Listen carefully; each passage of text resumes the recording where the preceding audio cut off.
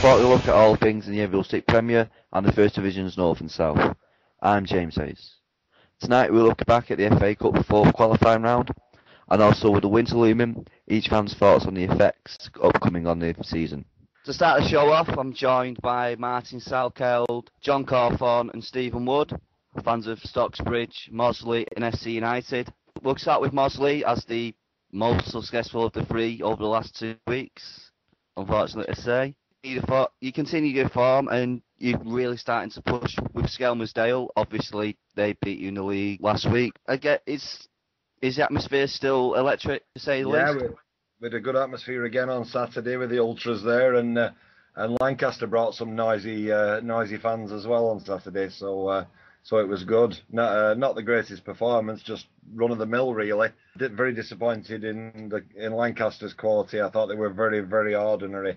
Never really put us under any pressure or caused any problems at all, really. And we coasted to a 2-0. So all good for us, and another win, and 8 points clear, I think, now.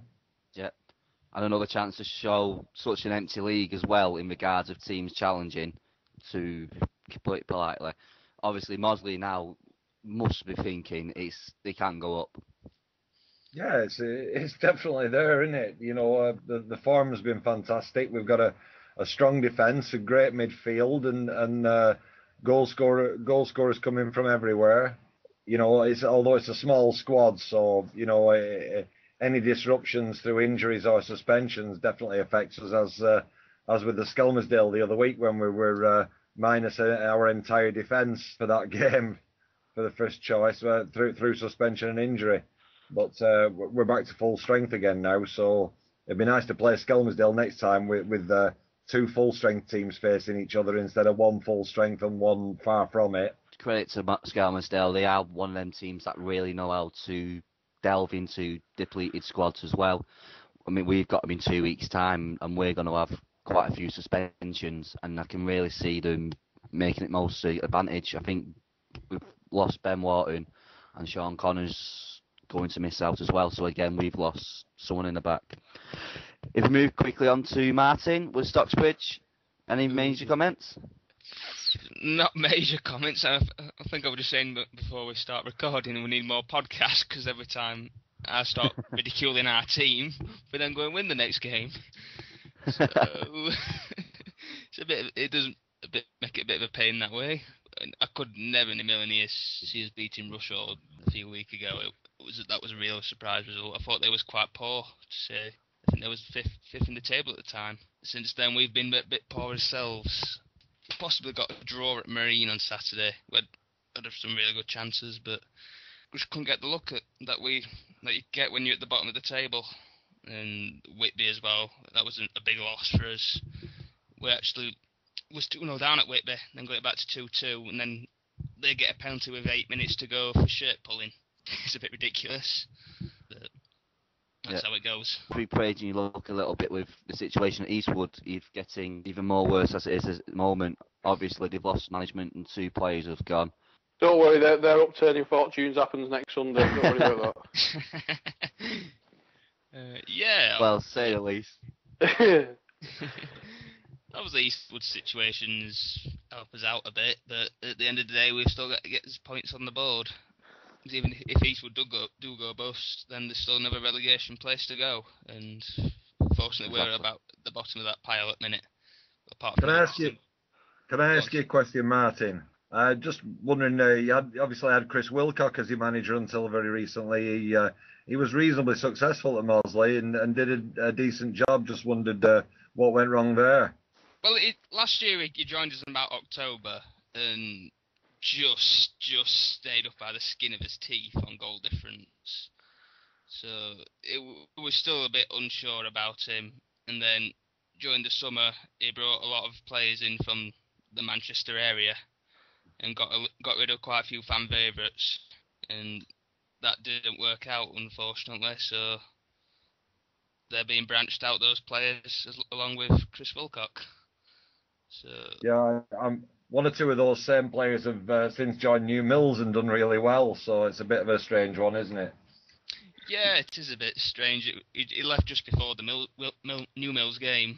Yeah, I mean, another one just joined Ossett Town, Mark Whitehouse, who's scored a few goals for him. So that's just football in general, really, especially at this level. Some players do well for you and some do better for other clubs.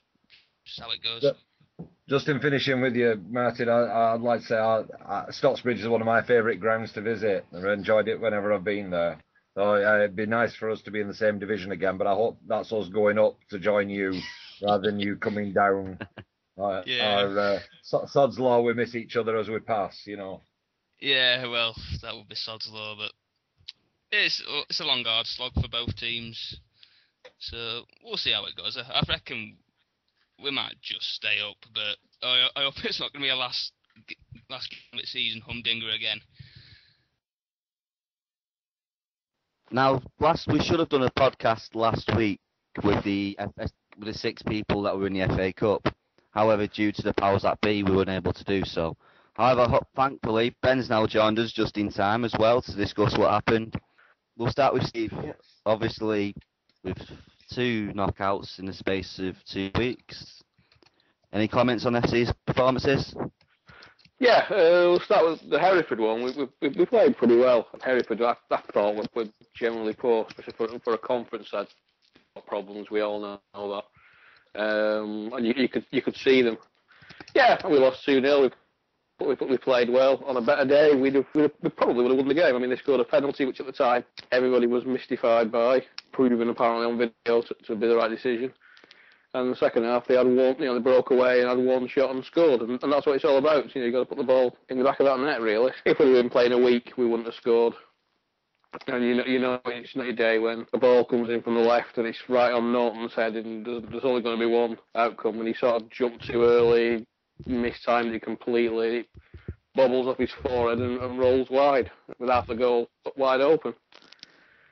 So, yeah, we played well. Martin Floyd gave us a lot of credits. And on another day, we probably would have won the game.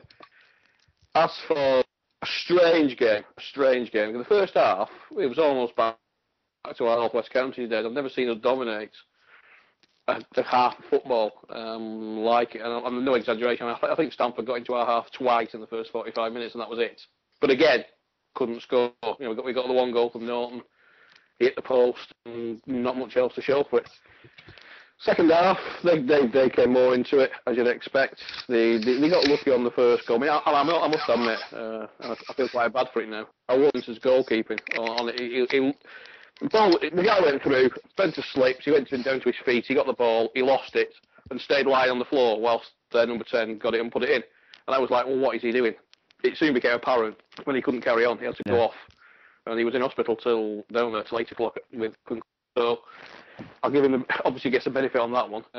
We had Dave Birch then going goal, and they scored a goal from 25 yards, which he's never going to save, obviously. He got a midfielder going in. But we weren't great second half, it's safe to say. It's really weird, it's very Jekyll and Hyde.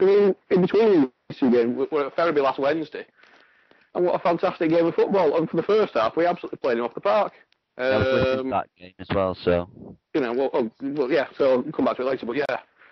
So it's just many extremes. It's not great at the moment. There's a little bit of a morale sag, but we're at Ashton on Wednesday, and it's certainly not going to be easy. We've got a woeful record at that ground, but it's a good time to try and get back into it. And like I said earlier, we've got Eastwood at the weekend, so it should be a win, but the way we're doing at the moment, probably kickstart their season.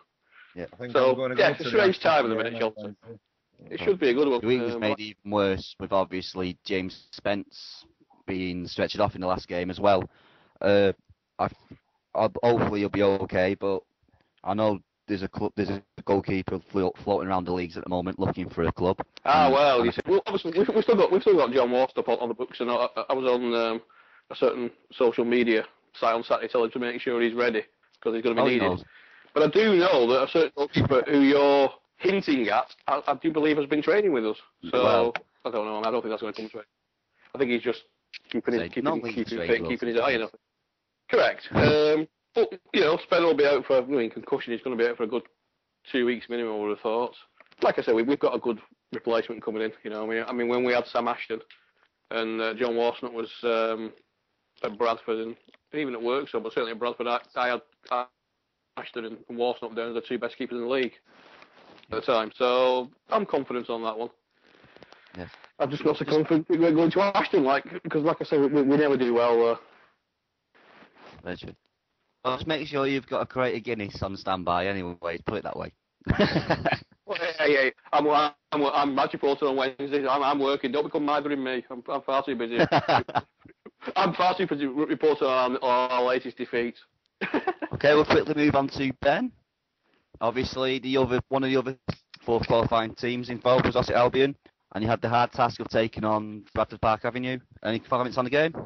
Yeah, I didn't expect much going into the game. I did think that we were going to lose, but we started well. We got the first goal, and it maybe did look like we were going to pull off another shot, but then I thumped one in a couple of minutes later, and after the break, scored pretty much straight away, and that were it. Then it were curtains. Although the lads put in a great shift, and on another day they might have got something, but we didn't. We just didn't have that bit of class that obviously they've got together.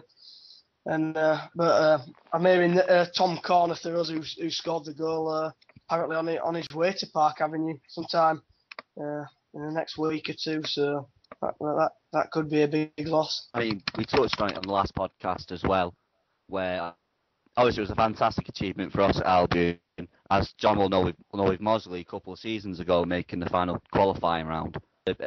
Obviously, it's the Step 4 clubs.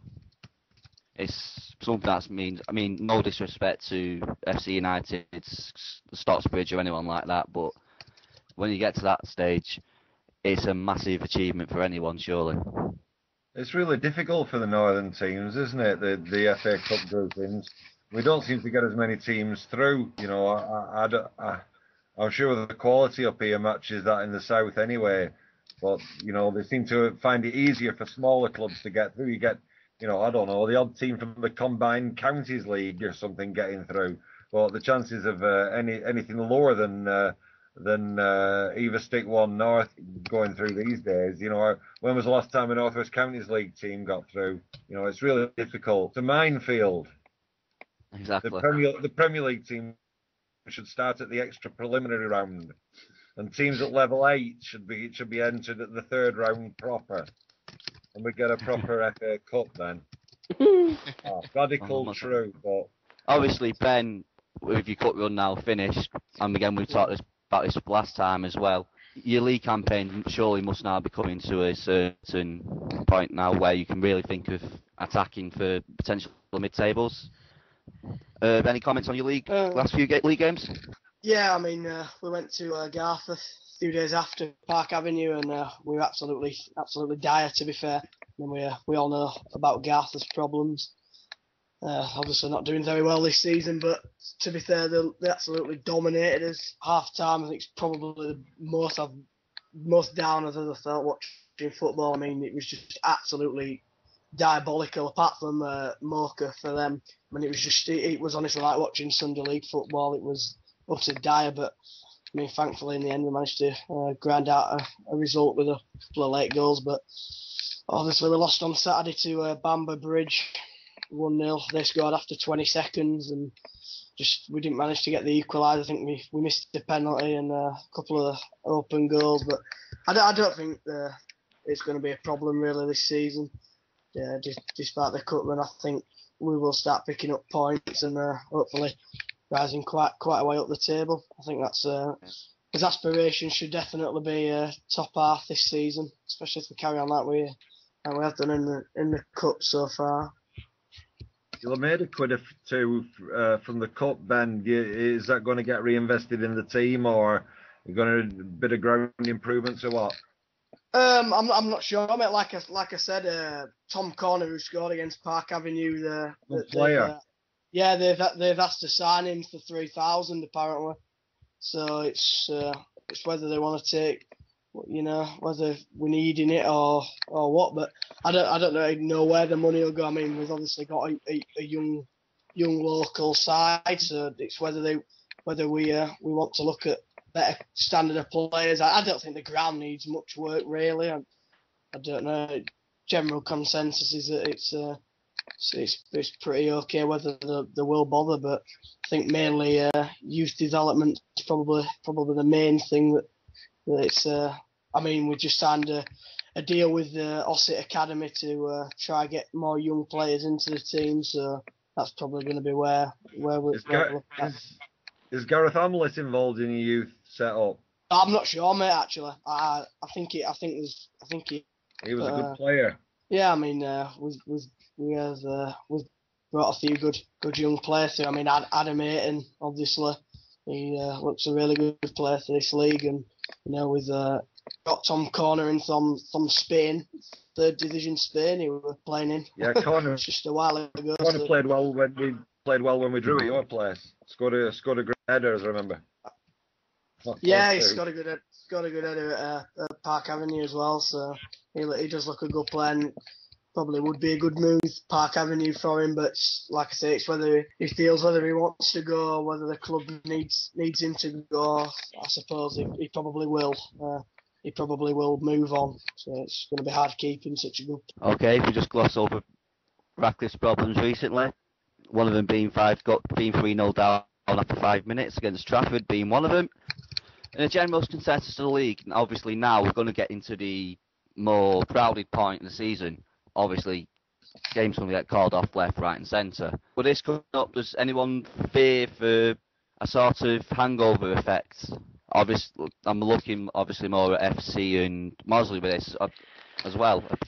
Obviously, FC, you've got a Gig Lane, you're playing at Gig Lane, and you've got Berry who potentially could pull a card in many games, and obviously Mosley. I've been living in Mosley myself. I know what the winters are like as well. Does anyone really fear the after effects? Over half of our team experienced last winter in Mosley, so they've got a good clue what it's like up here. I mean, we can make it a fortress, or it's certainly Steve Alford's intention to make Seal Park a fortress. We've lost a couple of home games, and hopefully that'll be it now. I think we might finally worked out how to play at home. We've been super effective away, but I just think you take it as it comes. We're bound to get postponements. We've got good drainage at Mosley, that's one thing, but obviously we can't do anything about snow. If it snows, it snows. We get on with it when it's finished, innit? Yeah, I mean, from our point of view, I don't think we've had as many games called off over the last couple of seasons at Gig than maybe in the past. I hope we don't get too many, because we're already 5 games behind on some teams in the league at the minute already, which may work to our advantage. We're 13th at the moment, but like I said, we've got 3, 4, 5 games in hand on some teams above us, which could move us right up into. Stephen, people keep asking us about whether we'd prefer points in the bag or games in hand. Which is your preference? At the minute, I'm not too sure, to be honest.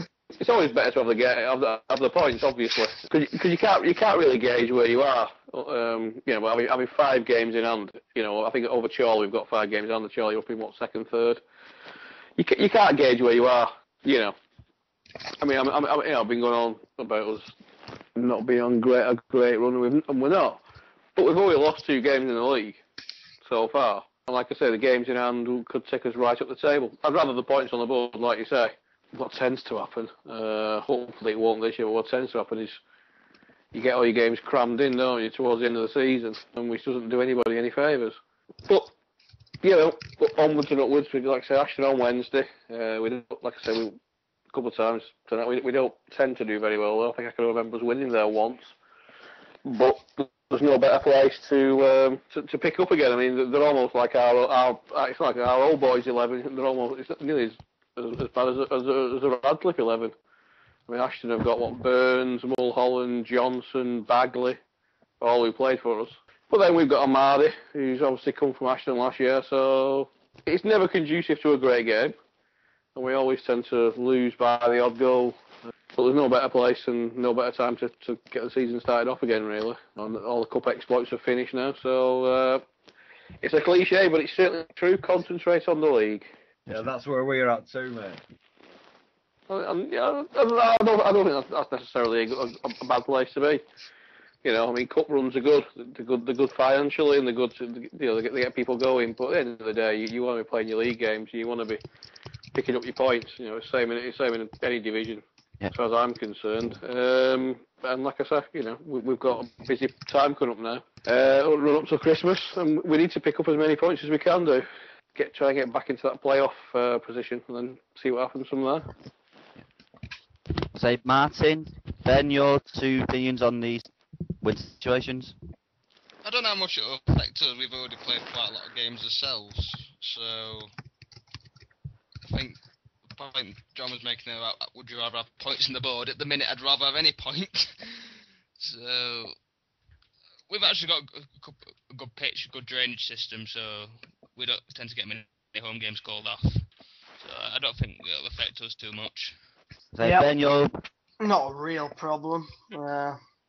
Obviously, it's gonna test the players back end of the season when the games start piling up. But I mean, with cups so far this month, I think we've had 9 or 10 games, which is obviously a big ask, but I don't think it'd be a massive problem. It's something that we've just got to deal with. Obviously, as a Division 1 side, we're not going to have a pitch that's going to be able to really stand up to bad weather, and with a slope, it's never easy with the drainage. So there is going to be postponements. Let's not kid ourselves. But no, I don't think it'd be a major problem. We'll just have to just play the games whenever they can get rearranged for. Continuing where we left off with the FA Cup a minute ago, I've got 2 more of the competitors from the last podcast. We've got Alex McKenna of Buxton and James Smith of AFC Fylde. Before we move on to James Smith's glory, Alex, would you like to talk us through the game? Yeah, first half, we started with a 4-5-1. It was a bit defensive, and Guiseley basically, we were captain and a half for long periods, and then their goal in the first half came from a corner that wasn't cleared, the ball came back in, and their man was 6 yards out, completely free. 1-0. Heartbreaker. Second half, it was all Buxton basically. We battled second half. I'm still not sure how we didn't score. We had 4 or 5 decent chances, and it wasn't to be. And they scored. So all in all, it was just a bad day in the office. First off, yeah, it was just if we took our chances, we could have scored about 3. But that's football. Ah, fair enough. Yeah, right. Laugh along, James. So if we move quickly just on to your league campaign as well. Any comments of your last couple of games? We played once. I know we played Workstop. Workstop, you can see why away they're a good team. But I watched them against Whitby at home. They were awful. They couldn't string 3 passes together, but then they come to the Silver and play like they're going to win the league. But then there's no fair against that, wasn't it? Yeah. No fair in the FA Trophy. It wasn't a great game. It was a scrappy game, but Buxton scored 2 goals thanks to some pretty bad defending from North Errington. But they had about 3-4 plays out. We now move on to our only victorious person of the weekend. Get him. That thing says it all. Obviously, congratulations to AFC Fylde, who this Saturday will be in the FA Cup first round. Unfortunately, not on ITV or ESPN. Thank you. Oh, that's really annoyed me. No. You know what they said though? They inquired about it, and we said yes, we'd like to do it, and then they went, oh, we're going to Hatfield. We were like, well, you've just asked us if you could do it, and then you say you're going to Hatfield. What's the point in saying that? Move back quickly into the last round. Your game against Ilkeston. Less said about the home side, the better. We were Ilkeston were a really good side actually. We were out. I wouldn't say we were outplayed, but we just couldn't score a goal. It was just like as soon as we got towards their penalty area, it was like Rich Young decided just to try and walk into the net. And I didn't go to the return side because it was Monday night, but we scored in the first 3 minutes and held on for 88 minutes. And apparently we were good, so yeah, roll on the next round and roll on Preston. The only bad news was for you is obviously when we discussed it last time, your worst nightmares come true, and you've continued your FA Trophy campaign. Oh Obviously, no! Don't replay talk on to me Tuesday. about that. I went on Saturday and I even said to our manager, I went, Charlie, can you make sure we lose as a joke? Because I really don't want to be in it. Give it to Buxton, they need something to win. Swivel, son. Swivel. Give it that. I feel sorry for Buxton. Give them something to win. They're not in the FA Cup anymore. They won't win the league. They need something to brighten up the spirits. They're like Radcliffe Borough, only worse. Oh, I'm not. Oh, fair play, James. Fair play. Fair play. You go on, I'll give you that. I think Saturday, a lot of FC United fans have said we've got a chance. It's on our own pitch.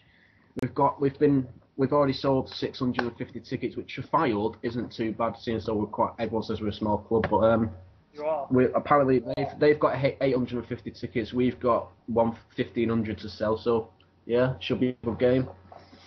Obviously, with the winter campaign coming up now, both sides, obviously, again, we talked about Mosley and FC United, and I think, Alex, with Buxton, you can relate to this as well.